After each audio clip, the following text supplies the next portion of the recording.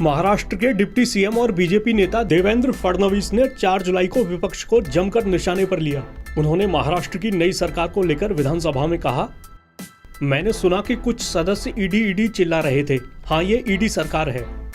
इस दौरान फडणवीस ने ईडी का मतलब बताया एकनाथ और देवेंद्र। मतलब ये कि विपक्ष एनफोर्समेंट डायरेक्टरेट यानी ईडी का जिक्र कर रहा था।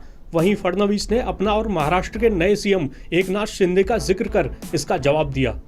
महाराष्ट्र के पूर्व सीएम फडणवीस ने कहा, मैंने कभी कहा था कि मैं वापस लौट कर आऊंगा, लेकिन जब मैंने ये बात कही थी तब कुछ लोगों ने मेरा मजाक बनाया था। मैं आज वापस लौट कर आया हूं और अपने साथ उनको यानी एकनाथ शिंदे को लेकर आया हूं। फडणवीस ने कहा कि वो मजाक बनाने वालों को माफ कर देंगे, क्योंकि राजनीति में हर बात दिल पर नहीं ली जाती है। फडणवीस ने कहा कि वो पार्टी के निर्देश पर डिप्टी सीएम बने हैं। उन्होंने कहा, इसी पार्टी ने मुझे सीएम बनाया था। आज मैं कह रहा हूं कि इस सरकार में कभी भी पद की लड़ाई नहीं होगी। हम सहयोग करना जारी रखेंगे। आपको बता दें कि महाराष्ट्र में बगावत के चलते सत्ता गंवाने वाले शिवसेना के उद्धव ठाकरे गुट ने हाल ही में नए सत्तारूढ़ गठबंधन पर जमकर हमला बोला। शिवसेना से बगावत करने वाले नेता एकनाथ शिंदे अब बीजेपी के साथ मिलकर सत्ता में आए हैं।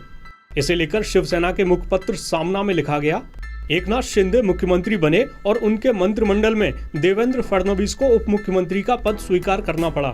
यही असली भूकंप है। इसके अलावा सामना में लिखा गया कि शिंदे की बगावत के पीछे चाणक्य कहकर मीडिया फडणवीस को श्रेय दे रहा था, लेकिन सच अलग ही था। सामना में दावा किया गया कि यह बगावत सीधे दिल्ली के सूत्रों की ओर से कराई गई और महाराष्ट्र की बीजेपी इस बारे में पूरी तरह से अंधेरे में थी।